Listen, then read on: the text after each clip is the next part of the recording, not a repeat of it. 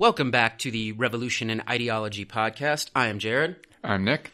And today we continue our exploration of the development of monotheism in the Western world. And today we're going to focus most heavily on the development of what we now know as Christianity and its synthesis into other ideologies during the Roman era, which will eventually give rise to like the Middle Ages. And we'll dig more into the ideologies that come from there in future episodes. But right now we want to focus on this specific era, the development of Christianity, which is a wildly controversial and for some people problematic era of about 3 centuries from, of course, the assumed death or crucifixion of Jesus until the further like codification of what Christianity becomes under Constantine. So that's what we're going to be focusing on today. So to do that, I want to recall our prior episode on the advent of monotheism by the Persians. It is, of course, Zoroastrianism, and we highly recommend that you go back and listen to that episode on Zoroastrianism. During that episode, we also discussed its intersection with Judaism, specifically during the Babylonian captivity, where the Persian king Cyrus the Great eventually conquers the Babylonians, liberates the Jews, allows them to go back to Jerusalem, rebuild the temple, and we have essentially the development of what is called Second Temple Judaism during that time. The reason, one of the things that we talked about in that episode, the reason that this is key is we argue vehemently that this is where Judaism began to adopt a lot of the ideals and basic premises in Zoroastrianism, which again, we're not necessarily going to outline right now. That's in the prior episode, but that's an important developmental step of monotheism. Judaism, obviously will also act in this episode as a more important bridge to Christianity. So Nick, any thoughts before we kind of get going? Nope. I'm just excited to see where we end up and how we can tell this story. Okay. So without repeating what we did in the last episode, or perhaps repeating like the entire Old Testament, we're going to kind of fly through and not even fly through. I'm just going to give mention to the fact that the Jewish narrative stemming all the way back from, of course, the stories of Genesis and Adam through important patriarchs like Abraham and Noah. I went a little bit out of order there to, of course, the great kings of Saul, David, and Solomon. We're just kind of flying through all of that right now. And I skipped Moses in there as well. But what I want to focus on is the narrative of those stories and how that narrative develops, rather than going through the stories themselves, because I'm willing to bet most listeners are aware of all of those stories and the ins and outs, and they're really entertaining, actually really good stories. But I want to talk about the development of those. So the written notion of basically codifying these stories, many of which borrow elements of stories around them, from like Egyptian mythology to Babylonian to Assyrian to, of course, Zoroastrian ideas. A lot of them like are synthesized in this like written notion, culminating in the formalized compilation of what we call the Pentateuch, which are basically the first 5 books of the Tanakh, which are part of the Talmud and also include oral Torah, which is known as Mishnah. Later books are then added, and all of those end up being like the Old Testament. Later books are added under Seleucid rule, which is like the leftovers of like the Greeks, basically Alexander's romp east. The Seleucids are left in charge.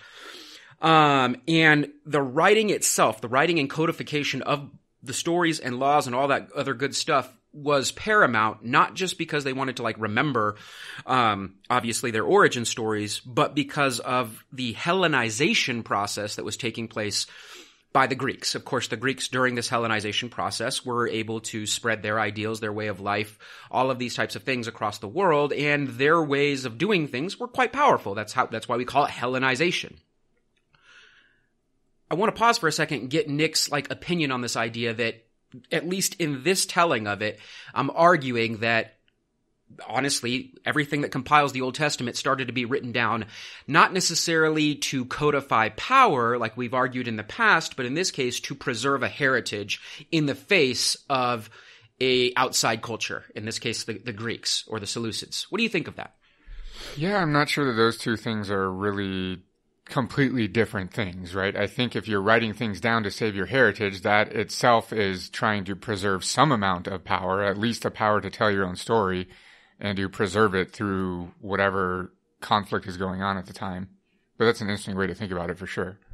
We can't again, necessarily have this discussion without also talking about the Roman Empire. And again, this is a podcast or an episode that is not going to even try and entertain the origins of the Roman Empire and all that other good stuff and how it started as a republic. None of that matters. We're actually entering into about the halfway point in Roman rule. And we do need to mention one specific Roman character here. Pompey, of course, the military leader, eventually politician, is responsible in 63 BCE for putting this specific region of the world under direct Roman rule, basically tributary Roman rule. That region, of course, that we're talking about is Judea. This is where the stories will intersect. Again, the development of Judaism and, of course, within the Roman Empire. Now, this is where I now want to kind of call back a little bit to some prior events that I just skipped in the Old Testament narrative. One of the common themes throughout the Old Testament is that when the Jewish people, again, an exceptionalist chosen people, as we talked about in the last episode, have felt overwhelming amounts of adversity, whether we're talking about in Egypt or Babylon or any of these other places, there has been an otherworldly supernatural power, obviously God, that has kind of stepped in and paved the way for liberation, whether that is in the form of Moses guiding them out of Egypt, whether that's in the form of Daniel's prophecies, whether that's in the form of Joshua and his, for lack of a better word, ethnic cleansing in Judea, to Cyrus the Great and the Persian king that we talked about and his liberation from the Babylonian captivity. So what I'm saying here is there's already a rich heritage within this Old Testament narrative of when faced with overwhelming odds, look to God. God will send usually an individual that will either ideally or materially guide the people from this horrible event or horrible occupation that they're dealing with. What are your thoughts on that? No, I think you nailed it. That's a theme in this history that I think we need to point out because it helps understand how we got here and then what's about to happen. For sure. And there is no more overwhelming odds that are challenging your in this case, your Jewish way of life than the Roman Empire. Like that is as big and oppressive as you can get. So at this point, like what would people expect to accomplish if they try and revolt directly against the Roman Empire? Well, we know what happened with like Judas Maccabeus, like that revolt, although it's a great story, did not end in actual success, right? Back in 167 BCE, but it doesn't end in success. So like military revolt, some sort of protest social movement, that's not going to work. They're going to need some sort of otherworldly figure, i.e. God, to step in and again, once attempt to liberate them from Roman rule.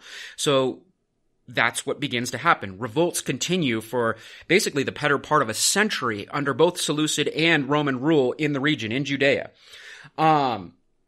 This is where I now am going to cross over super briefly back to like Roman history. This is what's going to make this episode kind of difficult to follow is we're telling two different stories that at some point eventually like do synthesize themselves and smash together. We're doing a little Roman history and a little Christian history. And again, for a long period of time, they are separate, but then we all know they become one essentially under Constantine.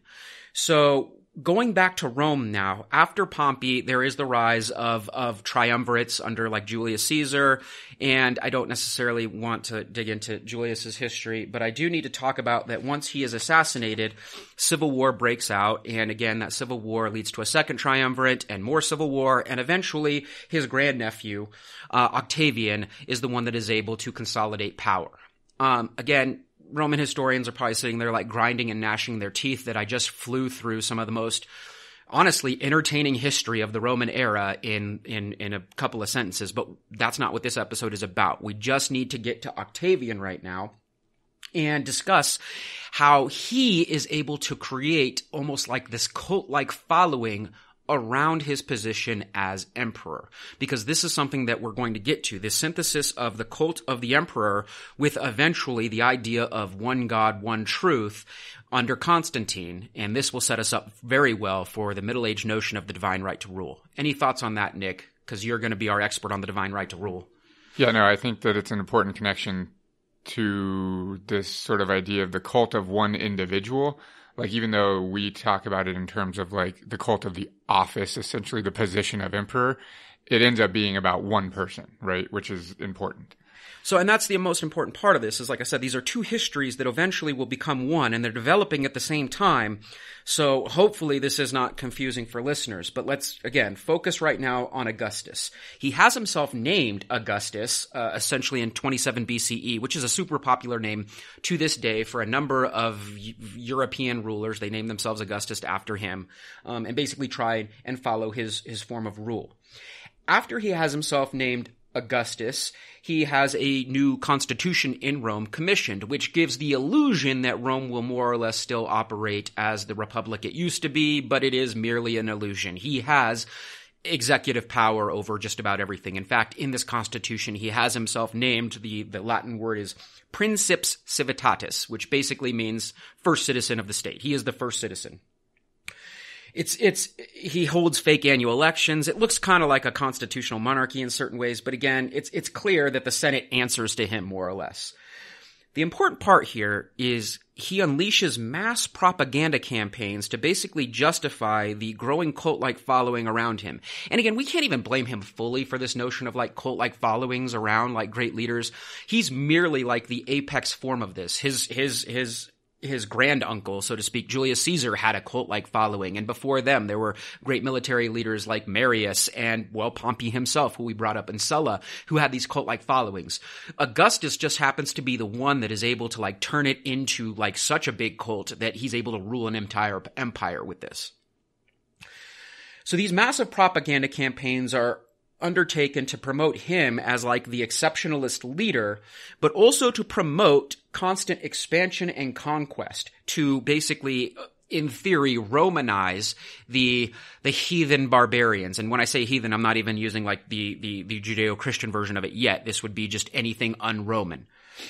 Anyway, Augustus ends up strengthening imperialism through his callback to the deification and manufacture of this cult by promoting an idea in Latin called pietas or pietas, which basically means that his followers must be pious to his right to rule. What do you think of that? Yeah, we're seeing obviously a lot of the beginnings of many of the things that will become part of the religion going forward. Right. His notion basically codifies this, that it is his right, his call to rule all of Earth's people. It is expansionist, right there in nature. And of course, that's going to be important when we shift from Judaism to Christianity. Judaism, not necessarily expansionist by nature. Christianity wholeheartedly is. And again, we're going to see this development. Again, Augustus is not Christian. It's not even on his radar. Christianity as we know it doesn't even exist yet. But again, they're going to intersect. Okay.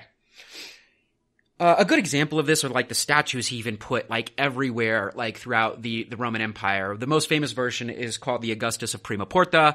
It's developed in like the 1st century. Anyway, if you ever have like an opportunity to, maybe look at this statue, it is like it's 1st century propaganda. He's huge. He's got like a little angel like tugging at like his skirt or something like that, like almost like this is his right. Like even the angels or the gods, the various Roman gods are essentially following him forward. He's even pointing forward. He's stepping forward. He's wearing military garb. He's going to keep us safe. He's going to keep us protected. If you live back then, there isn't like social media or the internet or anything like that. There's very few stories or things being told to you. This is a major piece that eventually ends up in your city. You're going to buy into it. As easy as we fall into propaganda now, it was even easier back during the Roman Empire. And this like mass propaganda campaign includes like these statues. Here's another like easy example of like the propaganda of his ability to keep people safe and bring justice to the world. He ends up building the Temple of Mars. It's commemorating his victory over basically the Senate. See, he recognized that Julius Caesar, his granduncle, was so popular that there were a lot of people that were still upset about his assassination. So he ends up going out and finding, in theory, the assassins, i.e. the senators, and brings them to justice. And then to, of course, celebrate that, he creates this wonderful temple, the Temple to Mars, which is the god of war in Rome, obviously borrowed from Ares in Greece. During this time, he also commissions a new foundational story for Rome. I must stress this. Rome's already been around in one form or another for like 7 to 8 centuries. But he commissions a new story. It's called, and it's super popular, it's called the Aeneid, which is basically the story of a Trojan hero named Aeneas who somehow escaped the assault on Troy, finds his way to the Italian peninsula, and eventually becomes the father of what Rome will become. The reason this is important is it's building off already prior and existing knowledge. Just like, again, the religions we learn about, it's building off prior knowledge. In this case, the stories of Homer, the Iliad, and maybe to a lesser extent the Odyssey. It could be part 2A or 2B or something like that, right? Whereas the Odyssey follows Odysseus and his journey back to Ithaca. The Aeneid follows Aeneas and his journey that eventually finds him in Rome. This is also a nod by Caesar Augustus of their Greek roots, clearly, but not fully Greek, in that this guy is kind of like a Trojan hero that eventually escapes. It also will eventually justify his campaigns in Greece to further conquer Greece and maybe pay them back for these past injustices. What do you think of that? Yeah, I think from an ideological perspective, we've discussed a lot. The idea that the narrative of any ideology, it must retroactively sort of go back and legitimize itself. So it either invents or adjusts, or both, its own history, its own story, to explain how it is the legitimate way of thinking, of being, in this case, of having power over the world. So Virgil, of course, would be one of the most famous, is the most famous writer of the era, and of course the Aeneid is his. It's his work. He was the one that was commissioned. And I think as we're trying to kind of synthesize and entwine the development of cult-like followings around Roman emperors and eventually the development of Christianity, it's no coincidence to me that Virgil makes a later appearance, 13 centuries later, essentially, when Christianity is the only game in town, in, of course, the very famous work, The Divine Comedy by Dante. Of course, Virgil is the one that eventually guides Dante on his journey down south, for lack of a better term, into all the various layers of both purgatory and eventually hell. So anyway, it's super interesting that there's that intersection, again, 13 centuries later. Anyway, keeping with Augustus and trying to get through him relatively quickly, he also began to create mandatory education systems for middle to upper class groups of people, what we might call patricians, and maybe even some well-to-do plebeians, as they had spent centuries slowly but surely securing better socioeconomic circumstances for themselves. So these education systems are very important. Real quick, before I even go further, and discuss who he got to teach in these education systems. Why is a state education system let me reframe the question for Nick, my sociologist. What could a state-mandated education system be used for if you are Caesar Augustus and you're trying to consolidate power? It's indoctrination. I'm reminded of Louis Althusser's ideological state apparatuses, right? Education is one of them, and it's paramount, especially for educating the newer generations and socializing them into the way of thinking and way of being in that society. These education systems taught mostly math, geometry, astronomy, music, and language. These were highly celebrated things to learn about, and for that we could actually give the Romans credit, because their education system, I would argue, is much more diverse even back then than ours is now, where we're focusing almost solely on STEM. But that's for another episode that I can bitch and moan about. Anyway, and not coincidentally, in the Middle Ages, when Europe eventually decides to pull itself out of its own dark ages, these are the same disciplines that will eventually find themselves in things like the trivium and the quadrivium as well. So it'll be kind of like this hearkening back to Rome. Anyway, ironically, most of the teachers he gets for this state-mandated education system come from Greece. Why would he choose Greek teachers, even though the Greeks end up being kind of the bad guy in some of his narratives? I mean, they're the OG intellects, if we want to... At least in the Western world, they exactly. are. Yeah, I mean, okay. He also enhances a somewhat draconian law system where... how do I do this without going back to talk about an ancient Greek, basically dictator Draco? Long story short, this draconian system is known as very legalist, where he tries to not just consolidate power, but give the illusion of equity by making all sorts of prosecution and consequence and sanctions almost flat across the board, even across the board, but they're very, very draconian in that they're super drastic if you break any of his laws. I don't know if I described that well. Do you want to add more to draconian, Nick? No, I think you described you got it, where I don't want to say people were like equal before the law, but that's kind of the sentiment. But the laws were so severe that it didn't really matter if you were equal or not. Like you didn't want to violate the law. They were very, very oppressive.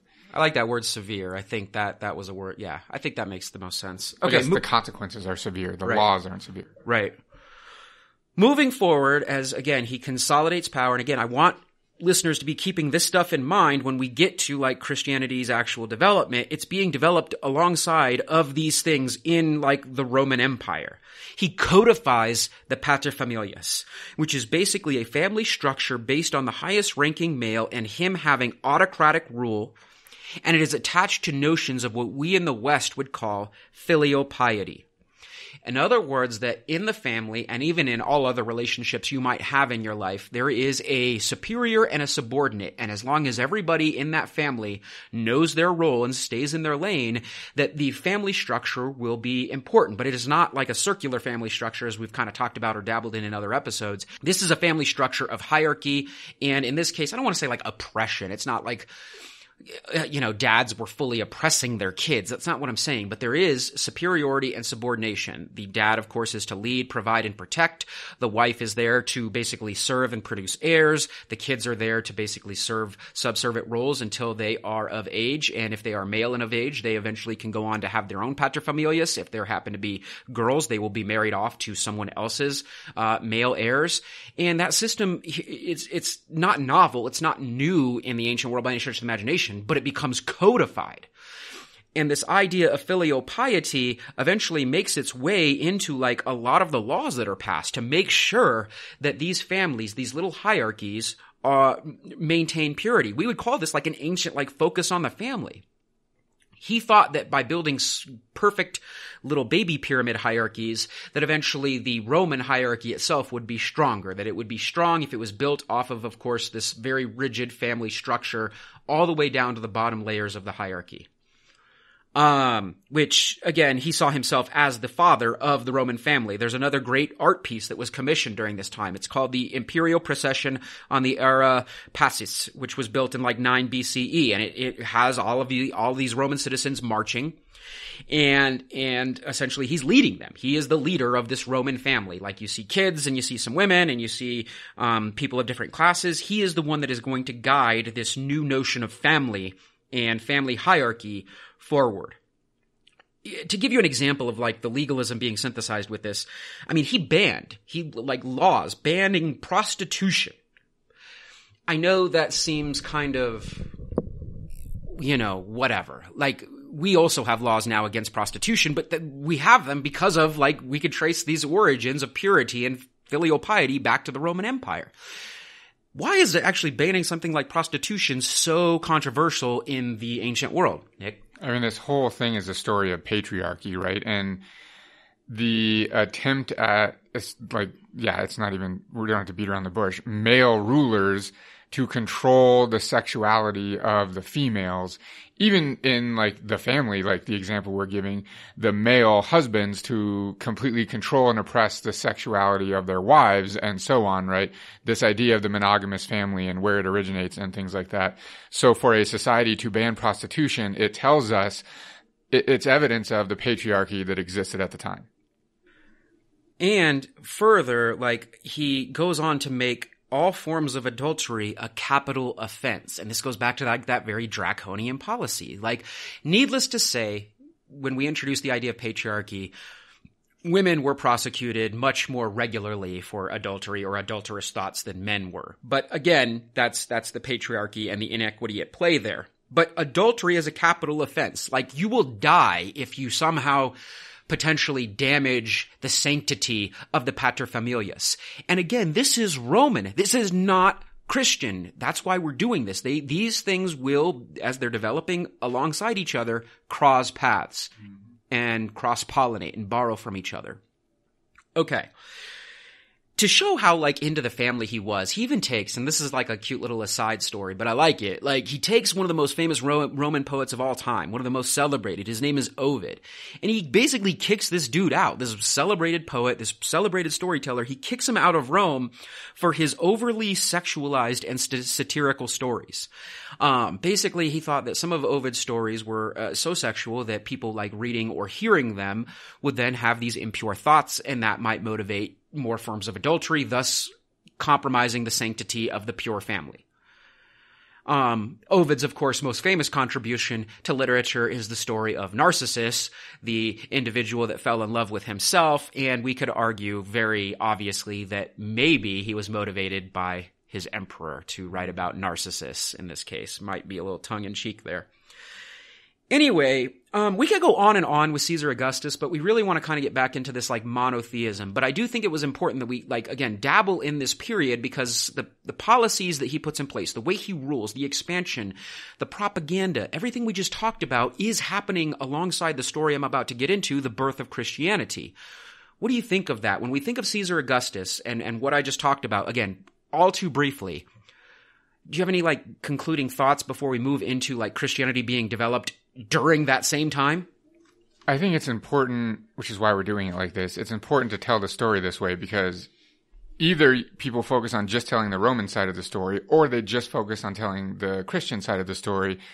But then people lose sight of the fact that these were going on at the same time in the same empire, just in different parts.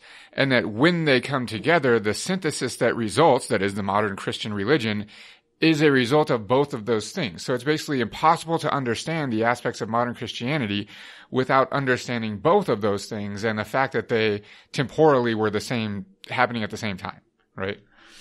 So let's get back into, like, the other part of the Roman Empire, the recently, quote-unquote, conquered part of the empire, Judea. Bridging the gap between the Old Testament, because that's all we really have here on history. There aren't Roman records on this. I hate to be, like, the asshole, but I'm going to be the asshole. Like, if you're a follower of the Christian tradition, there is no real history written of this time period besides what makes it into the New Testament. Like, I stress that the Romans were pretty darn good record keepers, and the fact that they don't mention the events that have become so famous in the Western world might cast some doubt on the validity of the stories, but that's for you to decide. At any rate, the one source we have that attempts to bridge the Old and New Testament narratives is the Roman Jewish historian Josephus, who lived approximately between 37 and 100 BCE. And in his recollections, in his history, it is very apparent that numerous Jewish persons under the oppressive rule of first the Seleucids and then the Romans claimed to be the Messiah, especially after the conquest of Pompey, seeing that Roman law and the Romanization under various praetors would compromise the exceptionalism and God's law, i.e. the Mosaic law, I should just say, that numerous people ended up wanting to be the Messiah. And that goes back to what we kind of started the episode with. There is this, like, messianic heritage in the Old Testament, and who's going to be the next to now liberate this group of people from the oppressive Roman rule. Here's the problem. It's not just oppressive Roman rule. The Jewish tribes, or the Israelites, have also somewhat divided themselves a little bit under disagreements regarding law, narrative, ways of living under the Seleucids and then the Romans. Now, there are more than 3 sects, but I'm only going to talk about the 3 primary ones during what we now call Second Temple Judaism. The Pharisees are the most famous. They were originally separatists, and they wanted to leave the Seleucid Gentiles. They favored Mosaic law, which is, of course, a very common form of law during that time period. There's also the Sadducees, who were a bit more elitist and favored written Torah mixed with a little Greek philosophy, because that's who they're living with. And eventually there would also be the Essenes, who are ascetics that essentially leave after the establishment of the Second Temple. I only mention them because we're going to talk about lost Gospels and Dead Sea Scrolls and eventually the Nag Hammadi Library, and some may posit that the Essenes are some of the authors of those other, like the Dead Sea Scrolls, for example. All, however, agreed to this one important notion, that exclusivity of the people and their faith was a must. Hence, they're varied forms of what we would call voice and exit. Nick, what do I mean by voice and exit for a people that feel oppressed? When people are facing oppression, they basically have two options. They can either voice their opposition, which we would call rebellion or resistance or protest or whatever, however that manifests itself, or exit. They can just leave. That's it. If you are voicing, one of the groups of people you would follow, needless to say, would be your storytellers and your leaders, the rabbis. And this is when we get the rise of the Tanaim, and their impact developed outside of the temple. Because the temple was considered impure because of the impure rulers that they were under, Seleucids and then Romans. This is where we get the development of like these community centers that eventually became also like holy centers known as synagogues. It's in these places that the Tanaim maintained tradition, law, and culture for the Jewish people, which includes, of course, exclusivity and an identity heavily reliant on the rabbis perpetuating the narrative themselves. There is also, of course, this, especially in the Pharisee courts, this need to maintain Mosaic law. And this is where we get the development further, not the invention, but the development further of something known as the Sanhedrin Courts. These courts interpreted written God's law in books that have now become very famous, like Leviticus and Numbers. I could probably go on and on about some of the laws that are in Leviticus and Numbers that are wildly misinterpreted or cherry-picked today. I don't think this is the episode for that, but I'm sure there are listeners that know some of those laws and how corrupted they have become by and not even in this case by maybe like mostly Jewish practitioners, but we would argue like mostly Christian practitioners, something like men and other men and all that other good stuff. But that's, again, for a completely different episode. Coinciding with this in terms of Rome is King Herod eventually ends up being installed in Judea by the Roman Senate in 40 BCE. And his projects include expanding the temple itself, which is what makes it impure. The Herodian government, King Herod, and again, I'm fast forwarding through some things here. The Herodian government is eventually replaced by a formal Roman prefecture in 6 BCE, which led to the development of a fourth Jewish sect, better known as the Zealots. They thought that violence against the Romans and the Sadducees, other Jews, was like the way to accomplish certain goals. Which is, I mean, what are your thoughts on that? Like the zealotry, this idea of zealots using violence, which we know against Rome is going to fail 10 times out of 10. I kind of think any time that you're facing extreme oppression, there's always going to be the response becomes more extreme the more extreme the oppression gets, right? So I think it's just probably inevitable that there would eventually be another sect that was more violent than the rest. Yeah, the Zealots have a very rich history. Well, they don't have necessarily the rich history at the time, but there is a rich history from that point forward of certain like very extreme sects of Judaism calling back to their examples to perhaps justify their more extreme aims later. Which we will probably do super controversial episodes, perhaps later on in the development of this podcast. Also, I want to say that like the use of violence is completely subjective, right? Even if it's futile, it can be viewed as noble depending on the circumstances and so on. Yeah, I mean, for those that are wondering what I'm alluding to, groups that eventually come around in the 20th century, like the Stern Gang and Lehigh, would have certain callbacks to this notion of zealotry. Anyway, it's into this context that, of course, Christianity will be born. Now, the sources for the birth of Christianity specifically, as I already mentioned, are really only, at least in terms of Roman sources, appear in the works of Tacitus, but that's not until 116, the year 116. So in theory, 116 years after the events it's supposed to be writing about.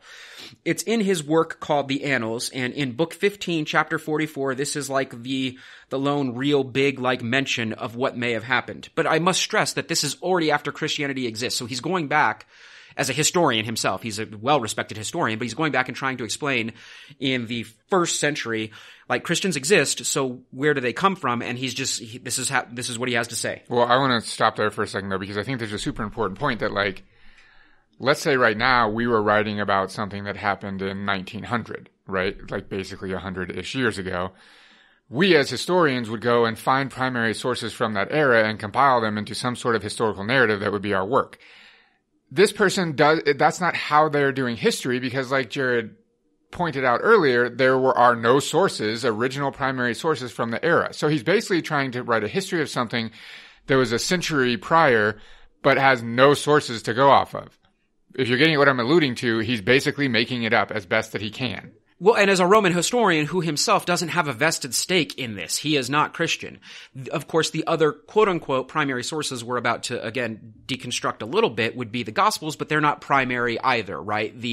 They're decades, they are written, in theory, decades after the death of Jesus, who we're about to talk about here. Okay, so this is what Tacitus had to say. Called Christians by the populace, Christus, from whom the name had its origin, suffered the extreme penalty during the reign of Tiberius at the hands of one of our procurators, Pontius Pilate. And again, that comes from his Annals, Book 15, Chapter 44. We also find out that, of course, Tiberius is not Caesar Augustus who we're talking about. He just follows in, like all the emperors from basically Caesar Augustus on, he basically keeps the same program in place. Yeah, some deviate and go off the rails like a Nero or a Caligula, but regardless, it's the same program. That's why we focus on Caesar Augustus. He's the one that starts it. Okay. That's it. That's like the real sole major mention in Roman history of Jesus of Nazareth. And again, I gotta stress this, listeners. It probably hurts to hear it, but the Romans were pretty good record keepers. Like, how is this it? I mean, Josephus, besides Josephus, who I also mentioned. But for Josephus, like, there are also other messianic figures. So, I mean, go ahead. I don't want to keep harping on this, but it's just like we talked about, the fact that any ideology that rises to prominence has to retroactively go back and create their own history to justify their legitimacy. So this individual, at first known as Yeshua, is born, of course, and everyone knows this story, to Mary and Joseph in 5 BCE and presented to Herod 40 days later. The virgin birth notion only appears in 2 of the synoptic gospels, which we'll talk about what that means here in a second, Matt and Luke. We then, in most of the 4 synoptic gospels, lose Yeshua between the ages of 12 and 29. We already talked in the last episode on Zoroastrianism, even during this birth period, I think, I forgot it, but he's visited by the 3 wise men, which are, of course, Magi, and not coincidentally, in my personal opinion, Magi are Zoroastrian priests, and now we're seeing, of course, this idea of monotheism coming full like circle, and clearly perhaps some missing originality, I would dare say, in the later incarnations of monotheism. Anyway, Yeshua, begins his ministry at the age of 30 after his baptism, of course, by the very famous John the Baptist, whose life ends rather abruptly and grotesquely. And we get the temptation of Christ during this time period where he spends 40 days in the desert. He also then, if we look at the synoptic gospels, does a whole bunch of wonderful things. Like, there's no denying that in the synoptic gospels, this individual is, if we just turn off our religious hats, which Nick and I don't really have those on, we never do, but if our listeners are willing to, and just look at him as, in this story, a historical figure. We could debate whether he is or isn't, but it doesn't matter. If we look at him as a historical figure, he is a revolutionary. He is challenging 2 major institutions. At first, the corruption of rabbinical culture by Pharisees and Sadducees mostly. Essenes, like I said, have dipped out. But he's also challenging the notion or hegemony of Roman imperialism. What do you think of that, Nick?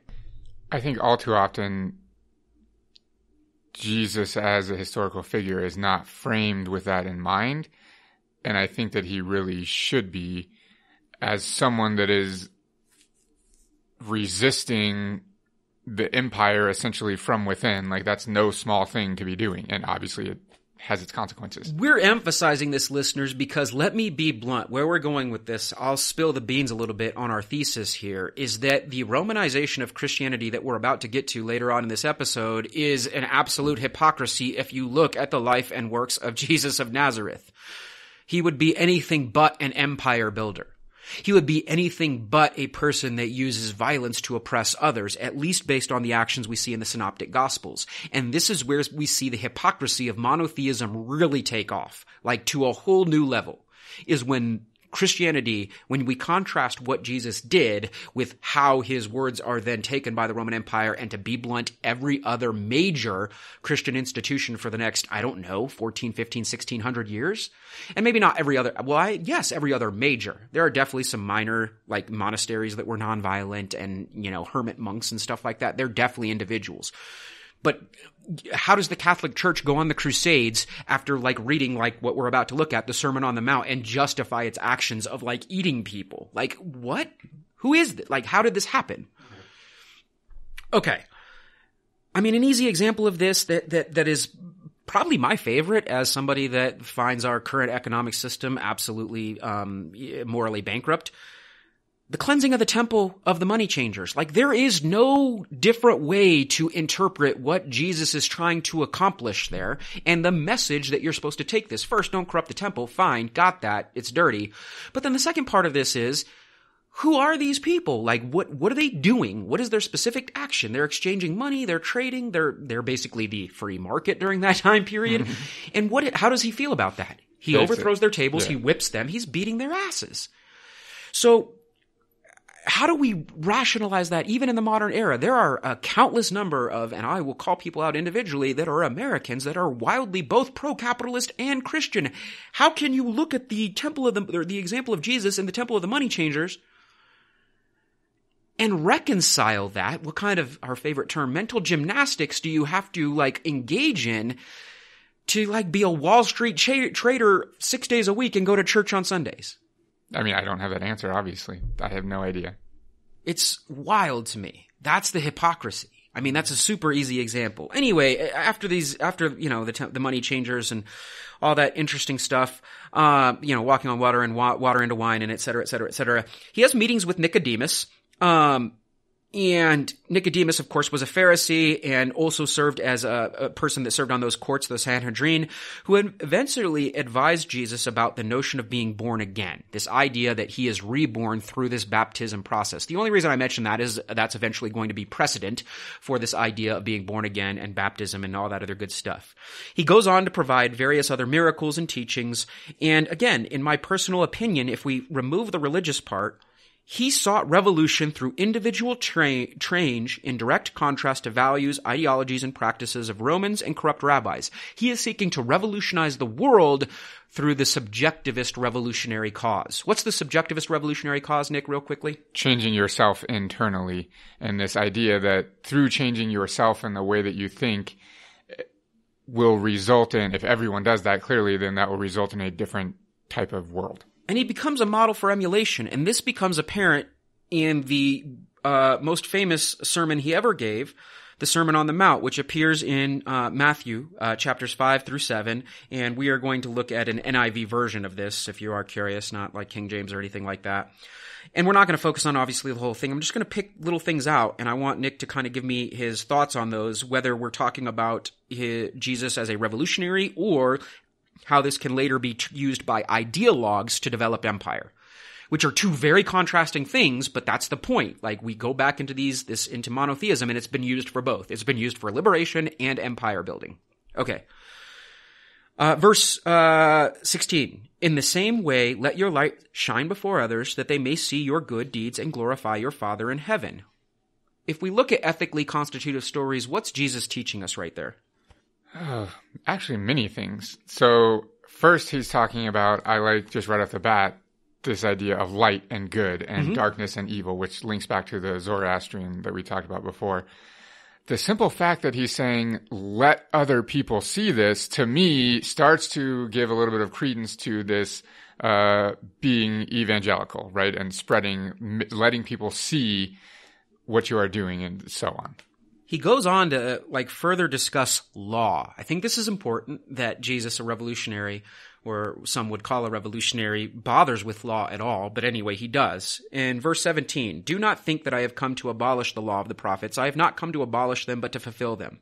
For truly I tell you, until heaven and earth disappear, not the smallest letter, not the least stroke of a pen will by any means disappear from the law until everything is accomplished. Therefore, anyone who sets aside one of the least of these commands and teaches others accordingly will be called least in the kingdom of heaven. But whoever practices and teaches these commands will be called great in the kingdom of heaven. Oof. What do you think? I mean, I think it's funny because he's straight up saying you don't get to pick and choose. Like, that's it. He goes on with further, discussions of hot topics of the time, the same usual, things, like murder. I'm not even going to bother with murder. I don't know. It's fine. Like, yeah, murder sucks. Like, it is what it is. I think adultery is an interesting set that he bothers with here. In verse 28, he says, "But I tell you that anyone who looks at a woman lustfully has already committed adultery with her in his heart. If your right eye causes you to stumble, gouge it out and throw it away. It is better for you to lose one part of your body than for your whole body to be thrown into hell." I love that one so much because of, again, not what Jesus is teaching. I actually think that's an interesting thought. But what I do think is important is, again, the later hypocrisies by everybody. And again, I always get this excuse. Well, Jesus is the model for emulation, but we're imperfect, right? Right, Adam and Eve, like going all the way back to Genesis, which we skipped in this episode because we're assuming the listeners know it. But yeah, we're imperfect, original sin, blah, blah, blah. And Jesus, of course, dies for all that. So we could, like, essentially it's like a get out of hell free card. But here he's very clear. He's like, if you look at a woman lustfully, gouge out your eye. But today we're like, well, he wasn't perfect, so I'm going to go watch porn all day. Like, it's... Well, he was perfect, but I'm not expected to be perfect. Exactly. Yeah. Like right. The whole thing is just a giant, just kind of, I don't know, man. Like, at least in terms of its modern interpretation. He goes on to discuss divorce and oaths, and then, of course, we get the super famous eye for an eye section.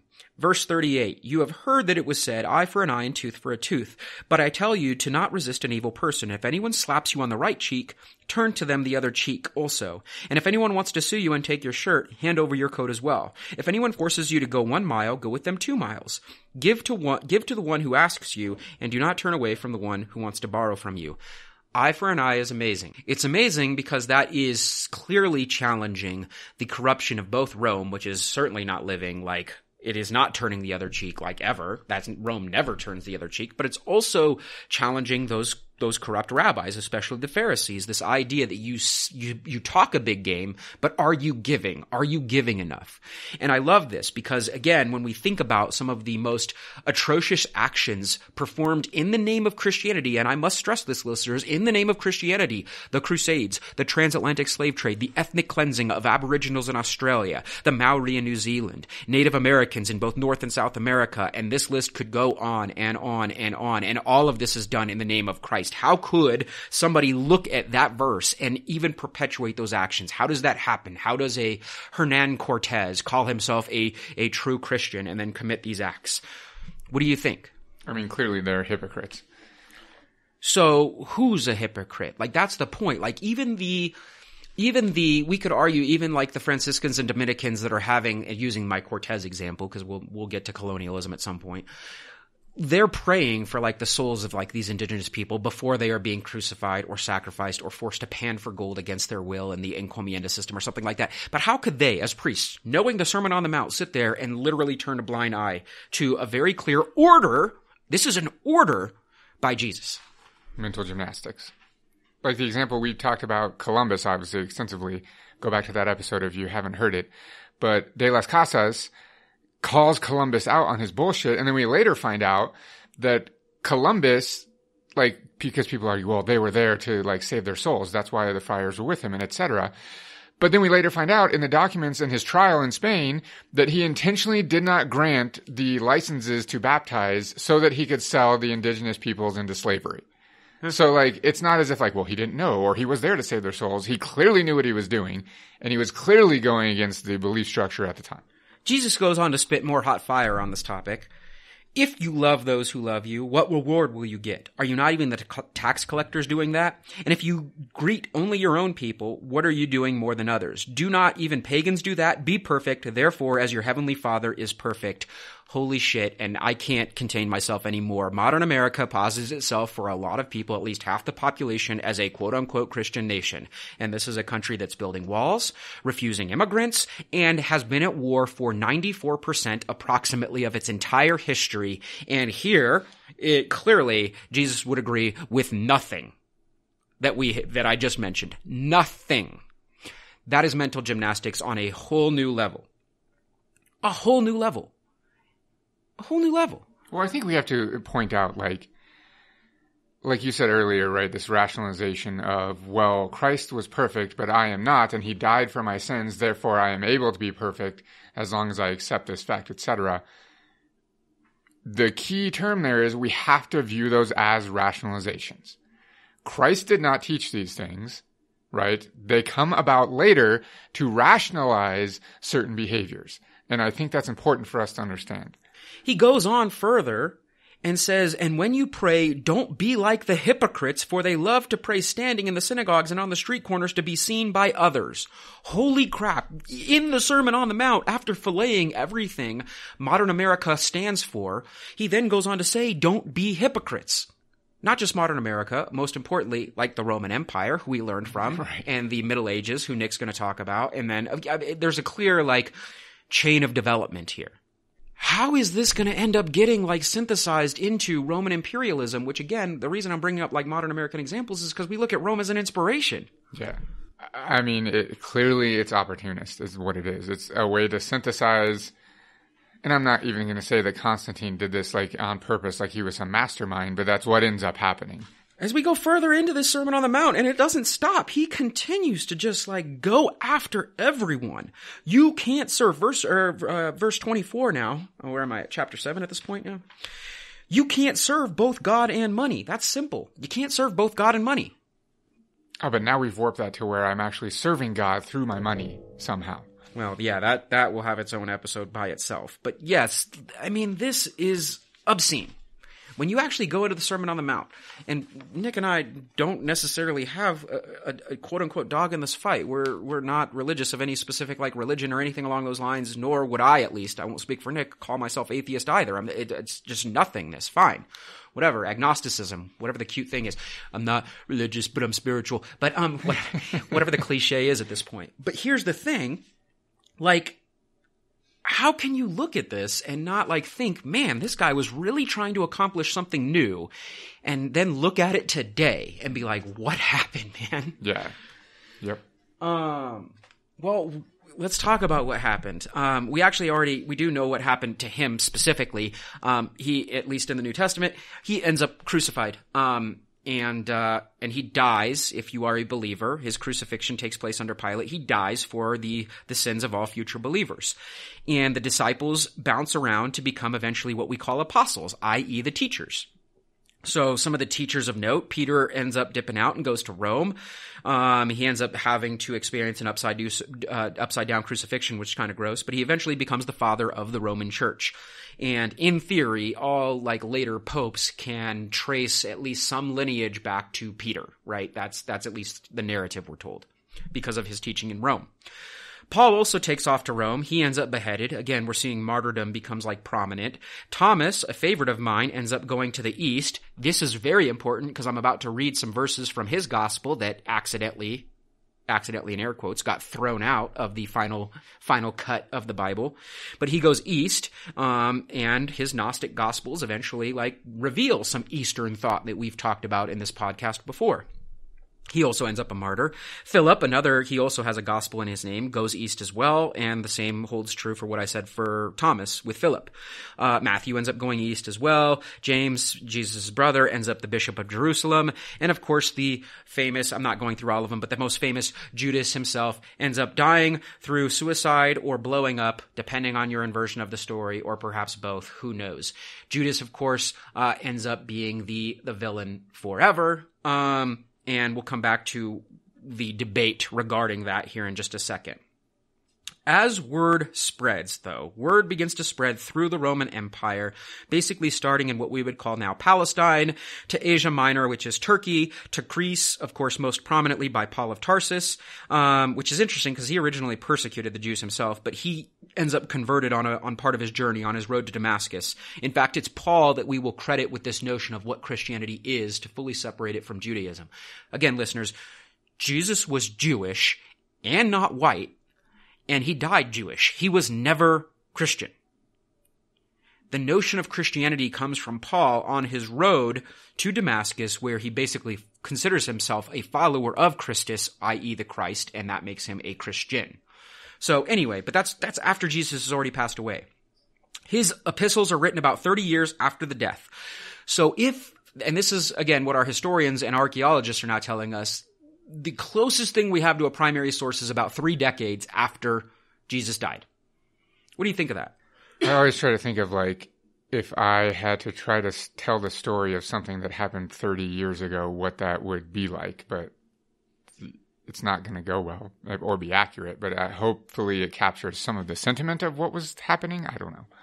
It's Paul that eventually teaches that it is through faith alone in Jesus' sacrifice that would lead one to salvation, and that the resurrection was real, and that the apocalypse was nigh. We're still waiting for that apocalypse, but it was nigh, 2,000 years ago. So, in fact, what's the apocalyptic narrative about? Like, I talked about the messianic narrative, and that's where Jesus, comes in as, the ultimate messianic narrative. But what's with the apocalyptic narrative? In so many, this is not just in the monotheisms. This is still a thing, even in modern Western culture. So many of us are waiting for the end of the world, whether it's aliens or whatever, a pandemic or zombies or whatever. What's our fascination with the apocalypse?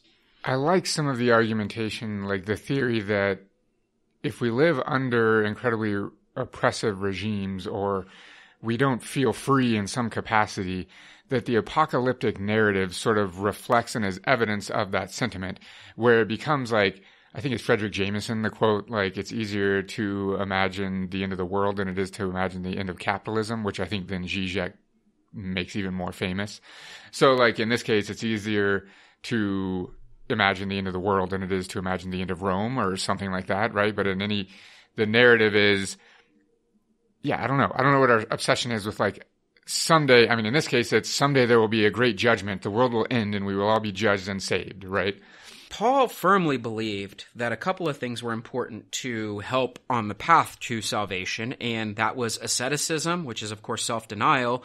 Extreme chastity would be something that he really was into. He thought those were really important. Again, this idea of chastity and chasteness, let's get back to the other side of the story here. We can even see echoes of that in the Roman Empire under the draconian laws that Caesar Augustus put in place to maintain filial piety. Is there crossover there? Did Paul know about these laws? I'm sure he did. He lived in the Roman Empire. So, that's something to think about. Anyway, more commentators... Well, he also lived in Rome specifically, not just in some distant, Yeah. And this is where we see the crossover with Roman law and perhaps what would become, because it's during this time that more commentators begin to write down and add interpretations, and the synoptic gospels are formed. Matthew, Mark, and Luke are all put together approximately, and again, we're trusting our archaeologists and historians here, around 70 years after the death of Christ. And they begin to synthesize the events from his birth to the crucifixion. And most emphasize the general themes from the Pauline epistles, which of course are founded on Jesus practicing resistance and through basically love. A lot of them add in the power of allegory and metaphor, although there are certainly no shortage of literalists in history that argue he literally did turn water into wine or walk on water or any of those other things. Again, it's a debate I don't even care about at this point. Is the New Testament or even the Old Testament meant to be taken literally, or is it all allegory and metaphor? Irrelevant. Luke ends up in his... and I want to say Luke. Luke's already also dead, but the person writing for Luke adds in the Acts of the Apostles for self-credibility, basically. And then John, the last of these synoptic gospels, ends up showing up in about 100 AD, and it adds much more to the stories, further distinguishing the followers of Christ from other Jewish sects. So even though Paul outlines he is different, the Romans and some people that you might be seeking to convert didn't see them as a completely separate sect yet, even by the first century. That there is enough crossover in belief that Christianity is not fully divorced from Judaism at this point. What do you think of that? Even after 100 years? Yeah, I think a lot of people don't, they kind of just gloss over this period in history of both Rome and Christianity, I suppose. But this is when the religion is really forming itself and starting to establish itself as its own belief structure. And like you said, it's still not completely split off as its own thing at this point. And again, this is why John is usually cited, obviously John 3:16 and things like that. This is why it's usually cited, as it has a heavier emphasis on the Christology, is what we're calling it, of Jesus. That he is indeed not just another prophet or important player, but actually the Son of God, and thus later on God himself. That actually is a much more complicated conversation than we're doing it justice to right now. Well, I also want to state that, you mentioned, while they're being ruled, right, they're looking for these messiahs to come and save them from this oppression. it's not till after the fact that Jesus becomes the Messiah, right? Like all of these messiahs are coming to the forefront and saying, hey guys, I'm a prophet and etc. It's not till after the fact when this narrative is being written that he actually becomes like Christ. You know what I mean? Absolutely. And here's the thing, like John is important because here we have like 4 synoptic gospels, but we know that there were 12 apostles. So what happened to the stories of the other 8 teachers? What happened to their narratives? Not just the other 8 teachers, but we could argue anyone that had contact with Jesus. Now, we may or may not be doing an episode on Islam in the future here, but most of you that are familiar with Islam, and we've talked about it in other episodes like the Sufi episode, anything that would be considered a saying of Muhammad was written down and kept. Now, we debate which ones are valid or not, but they were kept. Those are called the hadiths, and they were written during the time of the Prophet himself. In this case, we actually have a little bit less of like that first primary source. But here's the thing. Some of these are not just not kept. They're actively like removed from the Gospels, and this is how we only end up with 4 of them. And what we have now, and one of our sources on this, if you are curious readers, and maybe Nick will link it in our program notes if he remembers, is an article called Lost Gospels, Lost No More.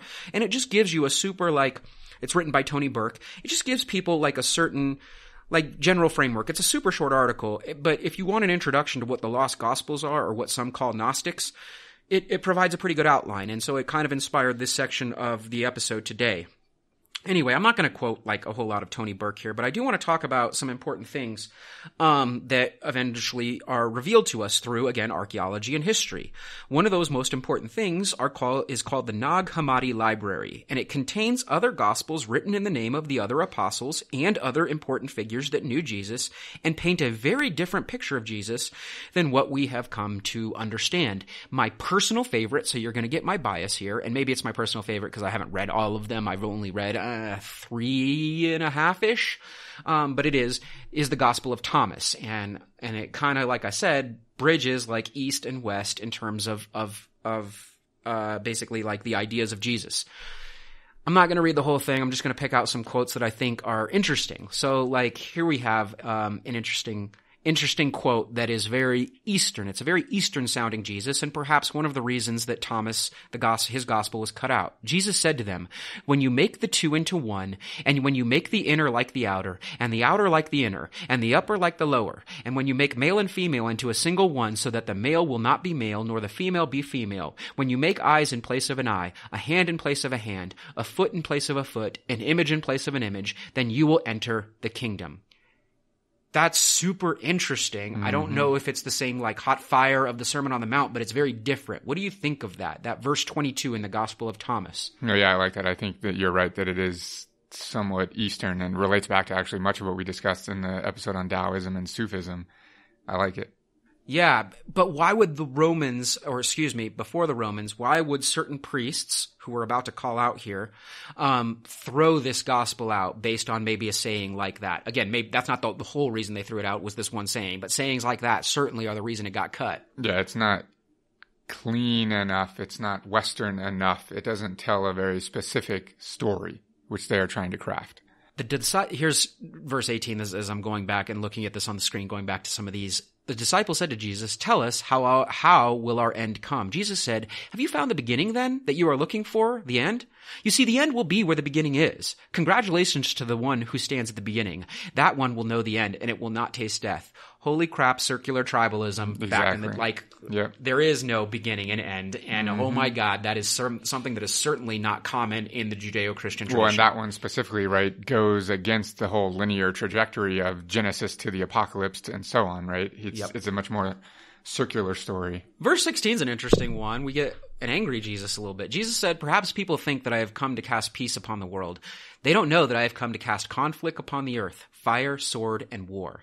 For there will be 5 in a house. There'll be 3 against 2 and 2 against 3, father against son and son against father, and they will stand alone." That's not a peaceful Jesus. What do you think? Yeah, you're right. They could have kept that one, though, because Rome was into conflict. That would have been justification for conflict. I wonder why they could have done that some. Jesus goes on to say, "A city built on a high hill and fortified can't fall, nor can it be hidden." What's that mean in terms of Rome? There's a lot going on here. Yeah, that's true. There is a lot going on there. And like the city on a hill, we know in the future is going to have all kinds of context. His disciples said, "When will you appear to us, and when will we see you?" Jesus said, "When you strip without being shamed, and you take your clothes and put them under your feet like little children and trample them, then you will see the Son of the Living One, and you will not be afraid." Oof. It's just funny to think about, like, if these had made it in, right? Like, if a church, one of the church rituals was you go on Sunday and everyone takes their clothes off and stomps on them, you know what I mean? Like, it's... Jesus said, "Whoever blasphemes against the Father will be forgiven, and whoever blasphemes against the Son will be forgiven. But whoever blasphemes against the Holy Spirit will not be forgiven, either on earth or in heaven." Whew. I like that because it actually does nod a little bit to this notion of Trinitarianism, which was debated at the time, which we're about to talk about. And this kind of actually like realizes it. Maybe that's justification for the Trinitarian belief. So be it. But why would you be forgiven for blaspheming against the Father and the Son, but not the Holy Spirit? That's interesting. Yeah, super interesting. Yeah, I think it gives credence to this otherworldly authority that is ultimate, right? Yeah. Anyway, I mean, we could spend all day going through like the Gospel of Thomas. Philip's pretty good as well. It's a little bit more narrative than Thomas. But anyway, there's lots of these. The Gospel of Thomas, the Gospel of Philip, the Gospel of Mary, the Gospel of Mary Magdalene, the Gospel of Truth, the Gospel of Q. There's so many different ones. In most of these cases, or not most of these, a lot of these cases, Jesus ends up feeling very, again, quote unquote, Eastern in his beliefs. Maybe a little Taoist in him, a little Buddhism in him, maybe a little, well, we wouldn't call it Sufism yet, but like those types of beliefs. Some assert, quote unquote, truths like a virgin birth. Some argue that the resurrection were naive misunderstandings, perhaps. Basically, there's no one way to be Christian in these early years. And I think that frustrated church leaders, some very important church leaders. In fact, there's some that even assert Jesus might have, had affairs of sorts and have children and things along those lines. The most famous of those would be actually not necessarily did Jesus have kids, but the Gospel of Judas, I think, is actually an interesting one because that changes the story quite a bit. It doesn't even change the story a whole heck of a lot in that Jesus still ends up like crucified and all that other stuff, but it makes Judas essentially the hero, where of the 12 disciples, Judas was the only one that Jesus trusted enough to be able to basically perform the sacrifice, basically sell Jesus out knowing that Jesus was going to die, and that none of the other disciples were strong enough in spirit to be able to take on this mission. And so during that Last Supper that's, made famous by the Da Vinci painting, it is Jesus that whispers to Judas, "Hey, man, like you got to do this." And so Judas goes and grabs the Romans while Jesus slept. I just quoted Ghostface Killah, by the way. Anyway, and eventually, Wu-Tang. But no, eventually, Jesus, of course, ends up crucified. And Judas here is the one that performs the big sacrifice in this gospel because, Jesus ends up dead, and that's a major sacrifice. But Judas sacrifices his name and his reputation for all of eternity in this story. And that is considered the second biggest sacrifice behind Jesus. And even if we look at like Judas Iscariot, like the Greek terminology or the Greek name we have for this man, and most people think that's just his name. It's not his name. Like the fact that the church is so corrupt shows that this man's name has been changed so that we believe him to be the traitor Jew. That's what his name translates as. I promise you, Nick, do you think his mom named him Traitor Jew? I think that was a pretty popular name at the time. Yeah, exactly. And this gospel, this version of Judas as the villain becomes very popular when the church is really trying to separate itself from Judaism, and that's not a coincidence. If we vilify the Jewish people in this way, we can further separate ourselves from them, and we can even make them the villain in the story of the birth of our monotheism. What do you think of that? No, yeah, exactly correct. Yeah. Anyway, when did all this begin to happen? Well, it probably happened quite a bit for the first centuries, but we have some pretty well documented examples of when these Gnostic gospels or different versions or understandings of Jesus' life really come from. And the most famous that most people know about comes from a church father known as Irenaeus. And I'm going to read a section here from the professor of religion and director of the graduate program on religion from Duke, Elizabeth Clark. This is just her little excerpt. And she basically describes Irenaeus in this way. Irenaeus was a bishop of Lyon in what today would be France in the later 2nd century. So if you're doing the math, we're moving forward a little bit. He was particularly noted for his writings in which he tried to combat various kinds of so-called heretics of the 2nd century. Most of these were people who would consider themselves Christians. In fact, some of these heretics, such as Marcion and Valentinus, clearly thought that they were better Christians and higher kinds of Christians than ordinary run-of-the-mill Christians in the Catholic churches. Irenaeus took it upon himself to expose these kinds of so-called heresies, people that had chosen wrong ways of thinking about Christianity, from his point of view. In an enormous book called Against Heresies, which we're going to read from here in a second, in which he outlined all the difficulties, particularly, he said, many of these heretics decried the created order. They thought the material world was bad. They didn't honor the God of the Old Testament, who was represented as a creator. They didn't honor the law that God gave in the Hebrew Bible, and in fact, that does seem to be the case with some of these so-called heretics. They themselves, however, certainly thought of themselves as being truer and higher kinds of Christians who had gone beyond much of that the Hebrew Bible said and were now into a different stage. So what Elizabeth Clark here, I mean, that's a super rudimentary description. She's super smart, but that's just a very basic description to dig further into this notion that there were different kinds of Christianity in these first couple of centuries.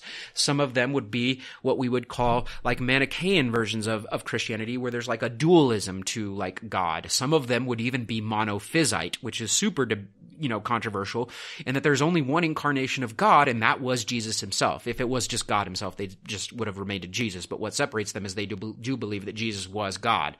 But that's his monophysite, one incarnation. That's it. Obviously, the most popular form were Trinitarian, where they did believe, as we just read in the Gospel of Thomas, that God is contained in three essences: Father, Son, and Holy Spirit. That ends up, as we all know, spoiler alert, no one does, everyone knows this, that ends up being the agreed upon notion of God, but it takes time. And part of it is dismissing gospels that could perhaps challenge that notion or challenge the Romanization of the empire.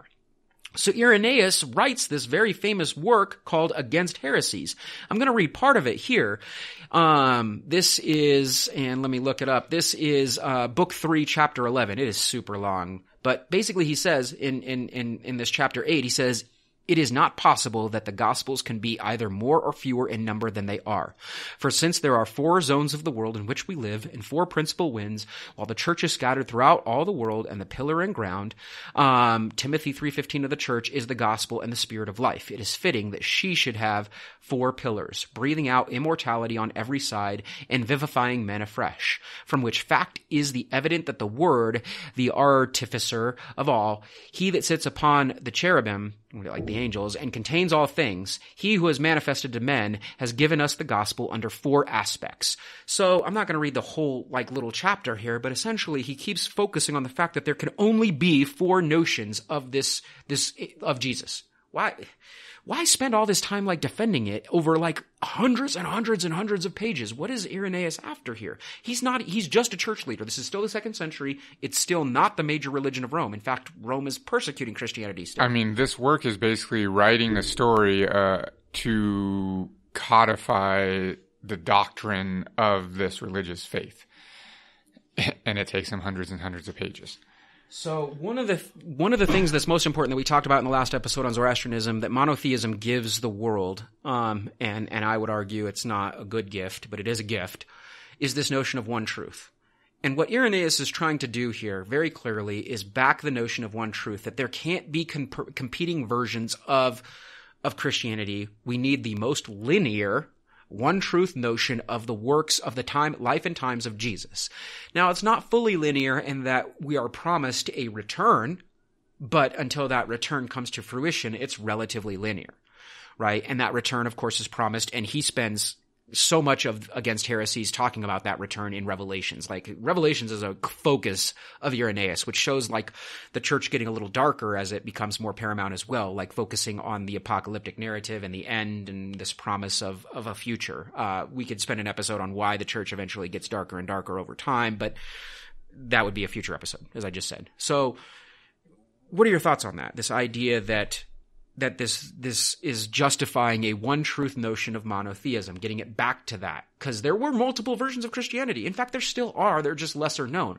I call them, when I'm teaching this in history courses or whatever, the OG Christians, the original Christians, not necessarily Trinitarian, not necessarily Catholic or Orthodox or later on Protestant. Those are not OG Christians, contrary to popular belief. Yep. And our notion of Christianity is not directly from the life and time of Jesus. It's from later either church protectors like Irenaeus or state builders like Constantine.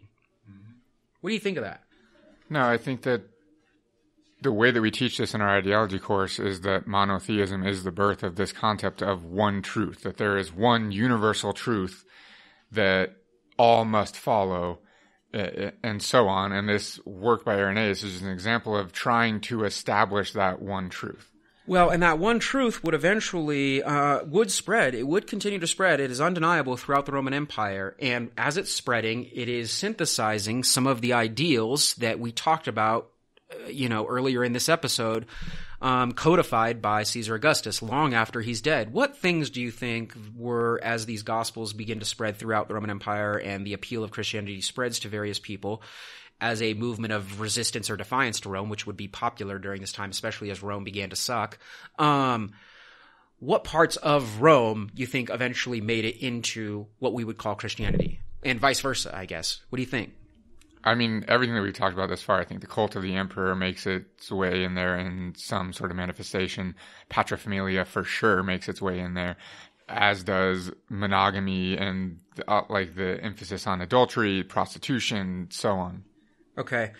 And legalism, I would argue, as well, would be important. Now, some of those things also existed in rabbinical culture before Rome, but I think Rome helped further codify those. So we could argue that there is this reflexive relationship there.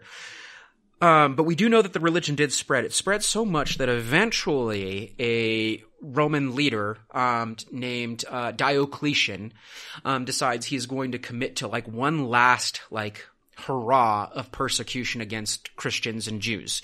He would be what we would now call pagan. He still believed in the old gods, and whether he believed in them or not is debatable. But he is an emperor. He has somewhat of his own cult-like following, although at this point it's debated because there's rival emperors around. The empire's been split. In fact, he's responsible for splitting it into a tetrarchy, which is 4 little pieces.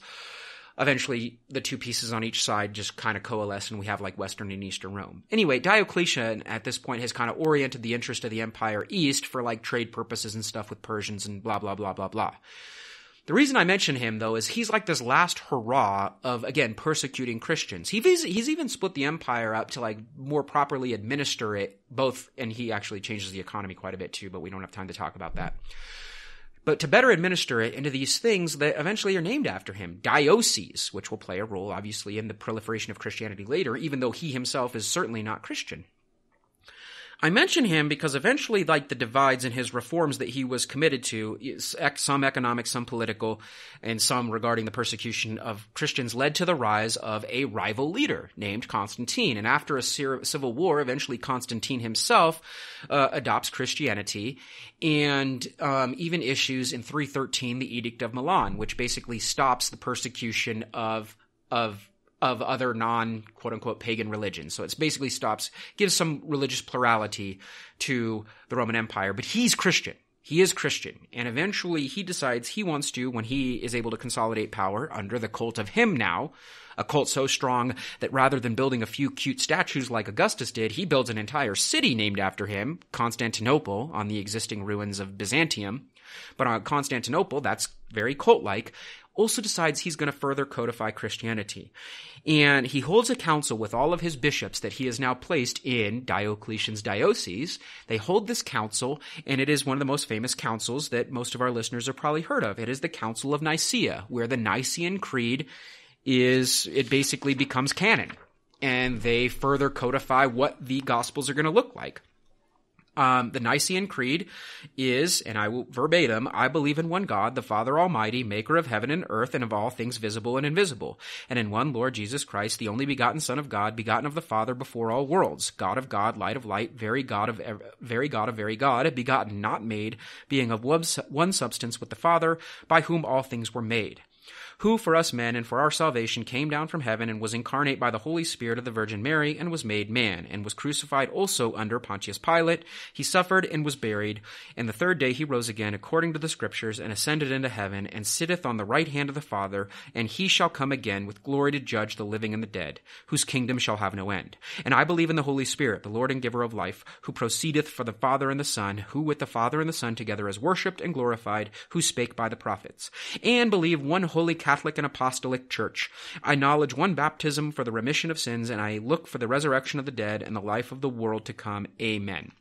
Now, while listeners may think that sounded like a lot listening to it on a podcast, that's a super short way to codify Christianity. Rather than having your future converts, which you're going to basically make everybody else in your empire now convert to, read the entire New Testament, which is still being codified at this time, here's a cute little, essentially, and I am using this intentionally, pledge of allegiance to Constantine and his belief system. This is a creed. This is what you will now believe. This is what you must utter when you attend now church services that eventually, under certain leaders, become mandated. Theodosius takes this to a whole new level. We're not going to spend any time on him, but he's the one that makes Christianity mandatory in the Roman Empire. He's the very next emperor. This is... I mean, what do you think of this? This Nicene Creed is it's not even sometimes, it's often celebrated by the Catholic Church. Catholic, by the word, was the Greek word for universal. That's where it comes from. He's creating the universal Christianity at this point in time. But back to the question I was trying to ask Nick. What do you think of when you hear this Nicene Creed as, again, this is some sort of, oath. This, oath to being, this is who I am now. It's to me, it's gross. It's freaking gross. I'll just say it. It's gross. Yeah, I agree. I think it's very interesting to think about the history of the Christian religion and how it hinges on the belief system of one leader in Rome, and how the history of that religion, that belief structure, would have been so different had it not been for Constantine. Who knows where it would have ended up, but it's debatable whether it ever would have been a world religion, which is very interesting to think about. Right. I mean, this council it shapes what Christianity would become. And unfortunately, and I do mean this wholeheartedly, unfortunately, it's why we have the various versions of Christianity we have today. The good and the bad. Yes, I mean, that's the point here. This notion that there is one way, one approach, and obviously we know there's not obviously one approach, or else Christianity would not have fractured into so many different practices from, again, Orthodoxy later on, and Catholicism to the various Protestantisms, and I say Protestantisms to even some other smaller versions, which are actually quite big, but the Jehovah's Witnesses versions or Mormon versions. It can't be contained in one, no matter how much people want to try, and yet every single one of those fractures posits itself as the one. Crazy. So many competing one truths, right? Also, this is the point in history of this ideology where this way of thinking and believing gets empowered by being consolidated with an incredibly powerful empire.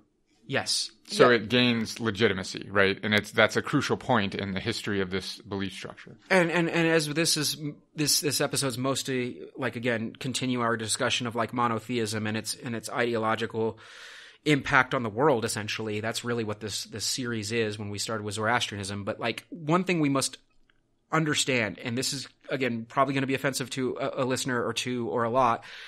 Christianity, as we know and love it, would not exist without Rome. But vice versa, Rome would exist and clearly did without Christianity. So that's one of those most important things that, again, without the spread of the Roman Empire and folks like Irenaeus and Constantine and using the vehicles provided by the cult of the emperor, this would have just been another mystery cult that has become just a footnote in history, like the Mithras cult or whatever mystery cult you can think of in the ancient world. A unique set of circumstances took place for this to spread. And again, if this happens if this story were to take place in, I don't know, Patagonia at the same exact time, this no one would have ever heard this story. Although I do want to just point out that the believers clearly would point to this convergence and coincidence of all of these events leading Christianity to become this universal religion as yes, obviously that's the case. That gives it more credence as the universal truth. For those that are curious, the final consolidated version of the 27 standard books that become New Testament canon, at least in the words of Tony Burke, our researcher here, he argues that this takes place in 367 in something called the 39th Festal Letter. And it is a bishop, Athanasius of Alexandria, that finally gives us his final stamp of approval on the 27 agreed upon New Testament canon. So 367. So about, I don't know, whatever that is, 40 some odd years after the Council of Nicaea, we have our final draft of the New Testament. Now, of course, Nick's going to teach us in the very next episode about different drafts, like the King James Version and things like that. But for this final draft, 367. So we've gone through probably an all too brief history of inarguably the most popular religion in the world to this day, with over 2 billion followers. Islam obviously a close second, but regardless, the most popular religion in the world today, and likely ruffled a number of different feathers that are of our listeners. Nick, what can we make of this very important, and I can't stress the importance of this, because again, there are 2 billion people that subscribe to this belief structure, and it's not just them. Our world has been shaped by it, from basically the Roman Empire forward. The Western world clearly has been shaped by it, but we could also argue other parts of the world. When we brought up like colonial examples, colonialism was a thing, and it used monotheism as its justice or its rationalization, so it went and affected other parts of the world too. What kind of thoughts do you have on this? I guess, like, to kind of conclude this episode as we move forward into this exploration of monotheism's grip on ideology.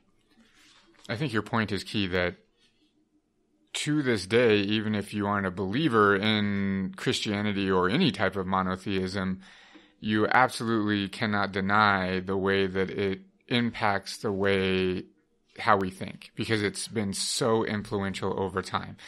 These concepts like paterfamilia, an emphasis on the family, and it's like that still is part of just general culture, even if you don't believe to the religious structure in any way.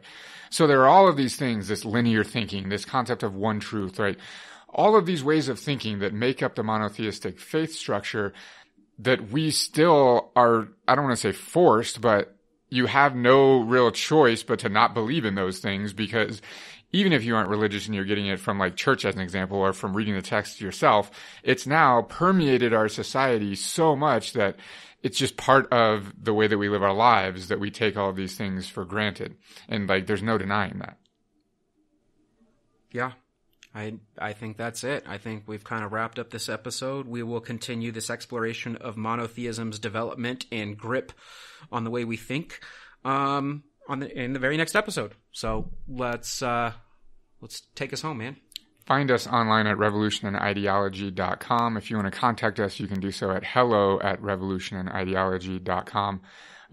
We have a Facebook page. You can like us there. We also have a YouTube channel where we post the audio of all of our episodes and other videos that we create just for entertainment purposes, or for our classes that we teach online, or other things like that. If you really, really like what we're doing, you can support us on Patreon, and that helps us to have a little more time to prepare and put together our episodes. Yeah, I'm Nick. I'm Jared. Later.